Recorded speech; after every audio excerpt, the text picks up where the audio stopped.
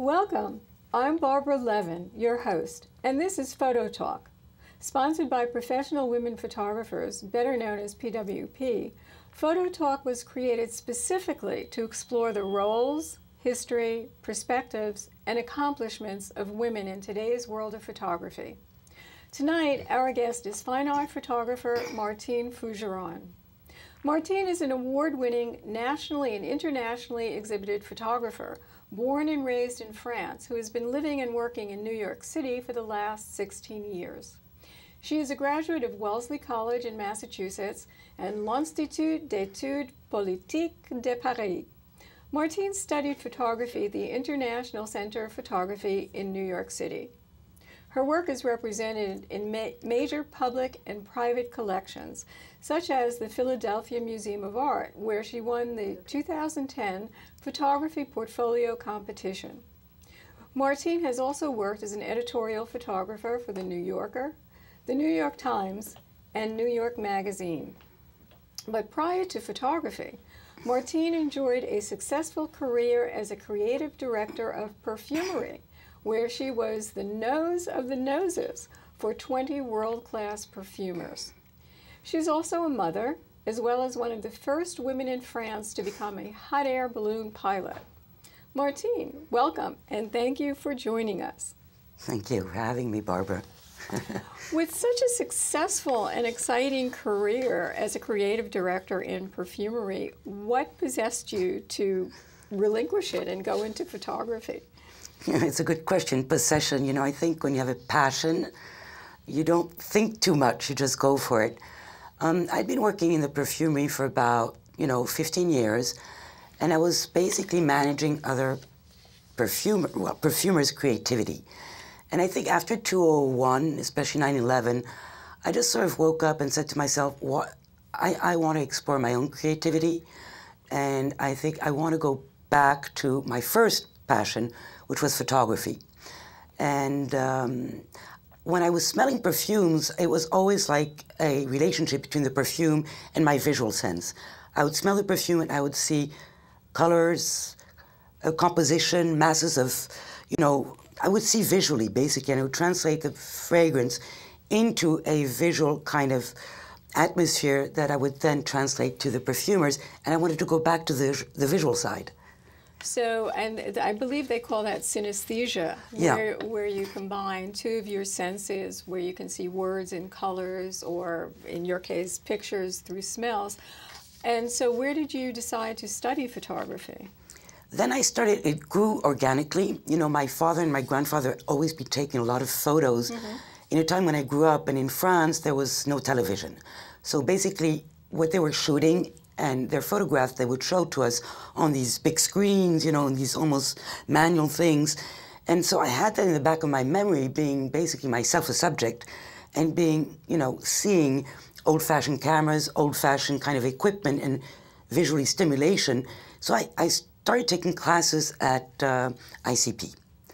And I was taking more and more classes until one of my friends said, "Don't you think you should perhaps be doing a lot more with photography?" And I sort of woke up and said, yeah, I'm going to go back to school. And I did. So you went to the International Center of Photography. And did they give you assignments? Did you have subjects in mind? Because your major project right now that we're going to be looking at is photographs of your children. So how did that come about? Why did you find your children such compelling subjects? Yeah, it was a bit of an accident. I think all creative processes can be a bit of an accident. I decided to take a large format camera class just because I was thinking of my father, my grandfather, with all this kind of really neat old equipment. So this is a big camera, it's very heavy, it has bowels, takes a lot of adjustments. And I decided that I would photograph my son, Nicholas, who was 14 at the time, and my younger son, 13, having dinner. And I wanted to get a scene a little bit like Vermeer. So, it was my personal setting in my, I was living at the time in the West Village in New York, and I'd set up some lighting, put that huge camera on the floor with lighting, and I decided I would fix a nice breakfast, nice dinner for them, a cheeseburger dinner. A cheeseburger. A cheeseburger dinner, which they adored. Typical for teenage sons. Typical right? for teenage sons. Right. And I knew it was difficult. You have to go under a ground glass, put a cloth on your head, focus. So I had pre-focused my son's head, because people, you know, they're people of habit. And I snapped a picture because they're quite impatient at that age. Why don't we look at that picture since you're talking about it? Oh, yeah, sure, okay. sure. And, yeah. And that's called Nicholas and Adrian Dining? Nicholas and Adrian Dining. So it explains a bit the way my process. I sort of like pre-organize things, though it's part of my house. My inspiration was Vermeer, the painter Vermeer, who only basically painted from scenes of his domestic life. Right. And you would rearrange carpets or little saucers, put different kind of, and that's the way I do it. It's staged, but not completely staged. You see, I prepare the setting, but basically the people are, my sons were natural. And once I took that picture, my older son, Nicholas, is on the right. He's 14 at the time. My younger son, Adrian, is on the left. He's going into his hamburger. He's 13. They look worlds apart, but they're only 1 year apart, because Nicholas had grown. He was already a teenager, and the younger one was still a baby. I showed this picture in class at ICP, and all the professors said, this is such an interesting subject, the way you're treating adolescence in that intimate style. You should pursue it.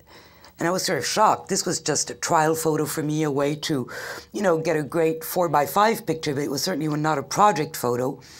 And the more I thought about it, I continued. Because I think that seeing that picture, if you want, the marvel about photography is you see something objective then. Yeah. It allowed me to see the resistance of my elder son. He's a bit defiant. Mm-hmm. And the fact that my younger son was so natural. So looking intensely at the ground, the viewfinder, the ground glass, allowed me to see that my older son was much more antagonistic than I thought towards me. Towards the whole idea. Well, let's see how that developed. I mean, your being their mother and the photographer had to provoke all kinds of feelings on both sides. Let's move to the next picture and well, this is, well, you know, it got more and more intense with my older son, Nicolas, because he was in full rebellion. And I felt the rebellion was natural. He has to cut the umbilical cord. Mm-hmm. He has to assert himself. Except that I had no photos of him. And by that time, I had sort of thought, this is a project on both my sons. It'll be called tête-à-tête, a face-to-face between me as the mother photographer and them, and also a face-to-face amongst themselves. So, you know, each time I would knock on his door, which was always closed, I would get the same thing. If he saw that I had a camera in my hand, he would just shake his head and go, oh, no. A resistance. So I call this Nicholas resisting, though it's kind of a resisting dance. And I thought to alleviate the sorrow I had at his sort of antagonism, I would at least sort of sublimate it by taking a photo. By recording it. By recording it. You could talk about it later. Yes, yes. And then we move to a photograph of Adrian on the couch, which is a much more thoughtful picture. Yeah. It's called Adrian on a Blue Couch, and it shows Adrian at the same time. Adrian is 13. Adrian has still not turned adolescent. He's still a child. He's still almost a baby. Though you're starting to feel that ambiguity of adolescence that doesn't last long between a child and a little bit more adult, but also the kind of feminine qualities, androgynous qualities that you have at that age that I was sort of fascinated with, but also that interiorized state. And this project was a lot about the different moods adolescents get into, this kind of melancholia that they get into. I thought was something that I was really interested in, because it is an age where you question so many things, and I think it's very important to leave that questioning be. But I wanted to record that questioning. So Adrian was very happy to have me photographing him, because then we would start talking, and he'd love to see the pictures. Well, he also becomes the center of attention, and he has you all to himself in a very intimate way. So do you think being a woman was a distinct advantage to photographing this type of subject? Do you think a man or their father might have done it in the same way? Oh, that's an interesting question. I think that, you know, if we look at the next picture, I could explain things perhaps better. Well, let's yeah, look at Nick, the Adrian next one. bathing, Yeah, right. just because I think there's that kind of tenderness that I have in the way I look at them, at my children, and there's kind of, you feel the love, I think, that's there, that's present. And I think a mother, in a way, lives, I think women in general live in the present. They live in the now. They have to deal with the now. They kind of have to, don't they? They have to. And I think this now is something that is sort of conducive to this kind of intimacy and immediacy. And I think also, when I started the project, I realized that a lot of the photography had been done on adolescents, had been sensationalist. Drugs, abuse, Yes. suburbs, violence. Yes. And I just didn't feel that. I mean, I felt my sons were going through changes and metamorphosis, but it was more about internal metamorphosis. That's what I wanted to translate, not the sensational that we always see. So I wanted to translate that kind of more interiorized calmness. Like this photo, I think it's about sort of letting go in a bath. It's a child sort of like, it's a peacefulness, but at the same time it's a peacefulness that can be the ultimate peace. And many people have said to me, oh, he could be dead. Really? Which Well, I'd never seen, really. It's really interesting photograph, one, in that he allowed you into the bathroom while he was taking the bath, and also he has this cork around his neck. What did that represent? Oh, the cork is something, he took a big trip in the Adirondack, and it was very important for him because it was like every day they would have to do many miles, and he felt he had overcome something. He had sort of become more of a man doing that, and they gave him this little cork that he always wore, and on the cork is also inscribed his best quality and his worst defect, so he always kept it to remind him that he had to work on his defect but keep his quality. Can you tell us what it says? Oh, yeah, he did tell me years later, so I can reveal it. His biggest quality was curiosity, and he is a very curious child, open, always sort of like up to new adventures. And his defect was not being totally dependable.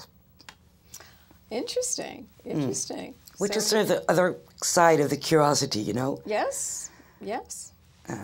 So this became a project that you've been pursuing for years now, and also, are you still doing film in large format, or have you changed? It's interesting. When I always, after I finished the first series, which was at home in our really closed atmosphere at home, in our in living in the West Village, we went back to France. My children, we could look at the next photo if you want, because my children are actually bicultural. They're French and American. And when we did go to France, because I really want them to keep those roots, we would spend a month in France.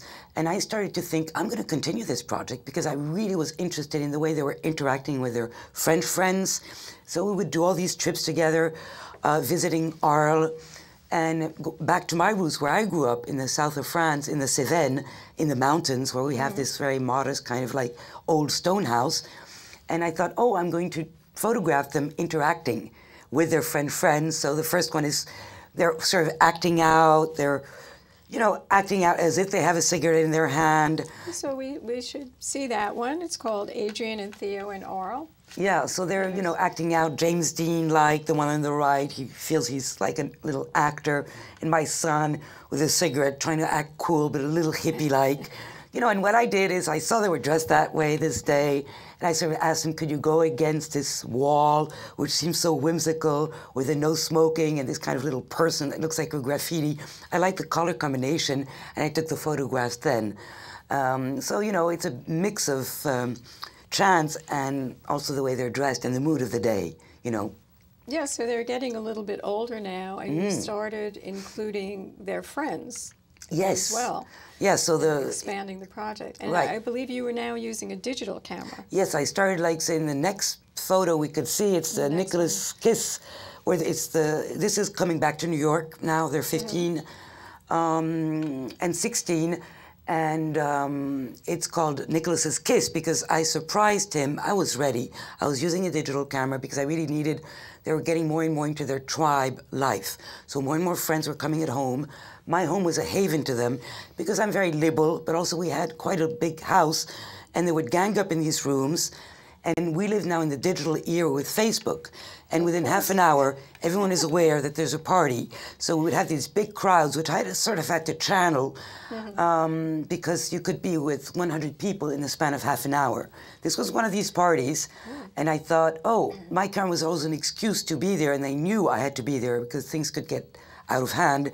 And I was, you know, thought I should use the flash.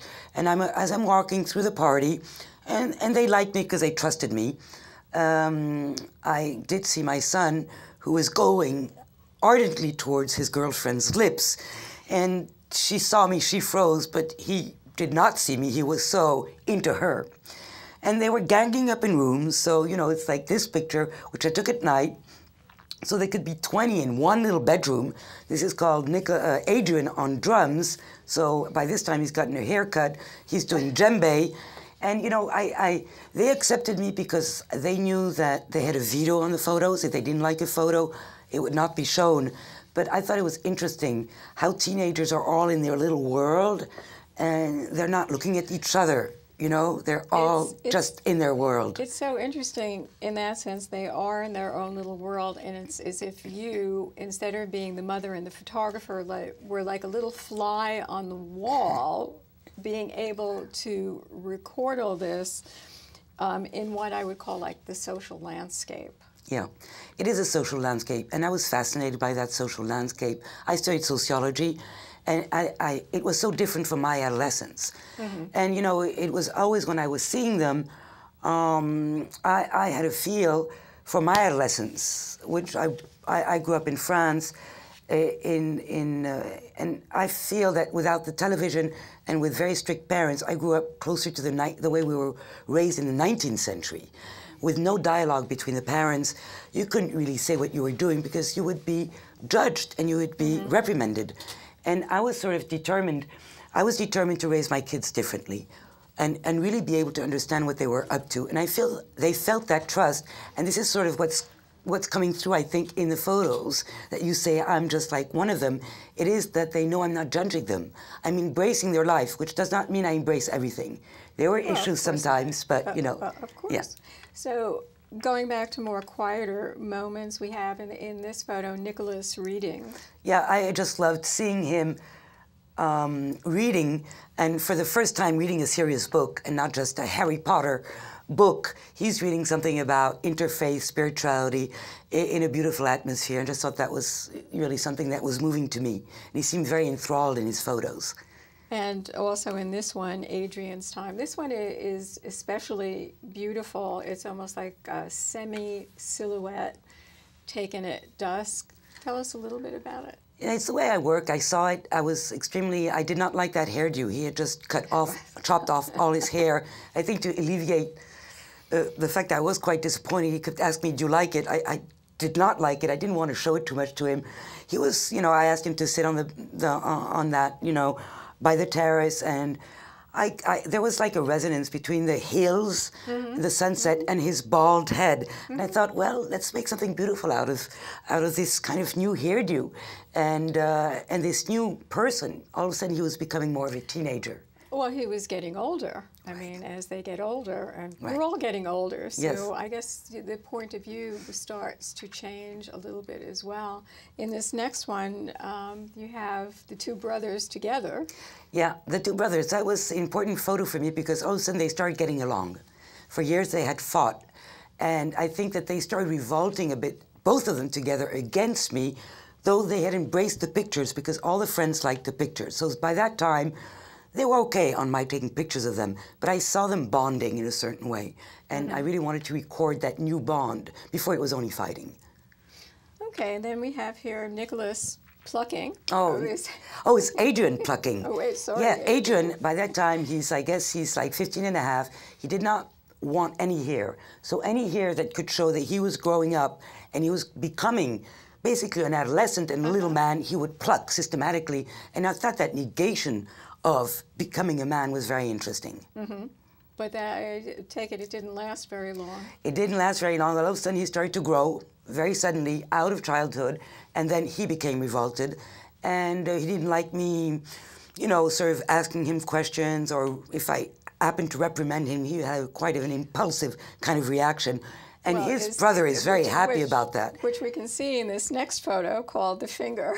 The Finger, yeah, I know. You know, I had always tried to take a picture of the elder brother, Nicholas, who's on the right, acting out, you know, right. Not showing his face. But it's finally Adrian who did that strong gesture. And as I said again, I think it's natural for kids to revolt. I'm not saying it's a bit, you know, vulgar, but I felt I had to record it because that was part of reality. Yes, of course. So why don't we look? Oh, here we have the sleepover. Ah, yes. They would all come, all the friends. It's an age where, you know, we're living in Manhattan. Mm-hmm. It's dangerous to go back at night. So many nights I would accept that 4 or 5 would sleep over because at least I felt they were safe, as opposed to, you know, they might have been doing I don't know what. And they would just all gang up in one room and just sleep on these sleeping bags. And, you know, the way I work, I asked them the night before, I said, you know, I might want to take a picture of you waking up. Mm. And so I just put up a little ladder, and you saw all the natural light of the morning, and I took the picture from the top. And I liked the feeling because I could feel that all the things that we're thinking about, what had gone on, all the little attractions, all the, you know, it's like a whole panorama of their streamline, their streamline of thoughts. So you become part of the pack as well. You become such an integral part. Because I knew them very young, Barbara. They both all go to the same school, the Lycée Français in New York, which is very multicultural. But they had seen me working on this project since they were really young. And these kids are kids I've been following since they were 7 or 8. And they knew I was not out to portray them in any way that could disturb them. And when they saw the pictures, they really felt it expressed who they were as they were growing up. So there was a lot of trust there as well, and they were able to expose themselves, and you as the photographer were able to capture that. So if we look at some of the next pictures, there's Nicholas as Godard. I guess he was in his experimental phase. He wants to be a film director, so that's why it was sort of like a revelation of his vocation. And after, I guess you want to talk about the after prom, no? Because the after prom... we'll have to move through these a little more quickly. Sure. It's the last rite of initiation, the after prom, and, you know, that's, I thought the last chapter of adolescence is when they go off on their own and have the last night together. Mm-hmm. And they allowed me in, which was fantastic.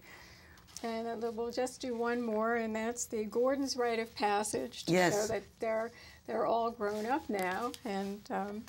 Drinking a bit, yes, but you know, it's not one way. It's in the disco bus. It's one bottle of gin for 18 kids. It's okay. It's okay. I just want to, moving along in your career, you're doing books and exhibitions, and if you could just show us briefly the book that you're doing and talk a little bit about that. I'm going to be in 2013. It's. All of this project, Tête-à-Tête, is going to be published in a book. Mm-hmm. So it's a rather big book covering 7 years. And I'm very happy about it because it's a book stays, you know. It stays, and it's going to be published by Steidl, which is a very good German publisher.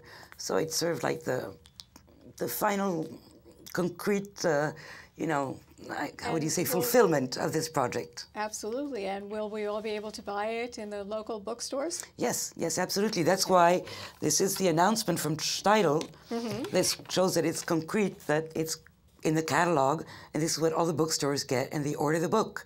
And it will be called Teen Tribe, and it will be coming out in 2013. So I hope you all go and...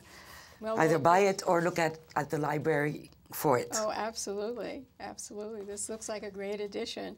And one other thing, I want to talk about the little dress that you're wearing today. Oh, oh, you like it? Oh, I love it. Oh, so there we go. Well, it's Le Petit Luminaire Vient du Cœur. And what does that mean? Oh, what a good accent. Le Petit Luminaire Vient du Cœur means the little luminary, the little sun comes from the heart. Mm-hmm. And as I was wondering what to wear, I was just thinking this morning, it sort of sums up the project for me, Barbara, because, you know, I think this project is really is sort of a work of art. It's these intimate portraits of my two sons, their relationship with their friends, and it comes from the heart, really. And I just thought, well, why not? Then it became like a little motto in my head, you know.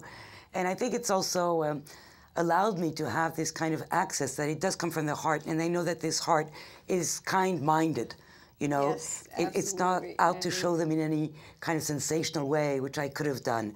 And I think that creates that intimacy, and it also allowed for the project to exist the way it is. Looks like we're running out of time. So I would like to thank you, Martine Fougeron, for joining us, our sponsor, Professional Women Photographers, Manhattan Neighborhood Network, and of course, all of you for joining us on tonight's edition of PhotoTalk. See you next time.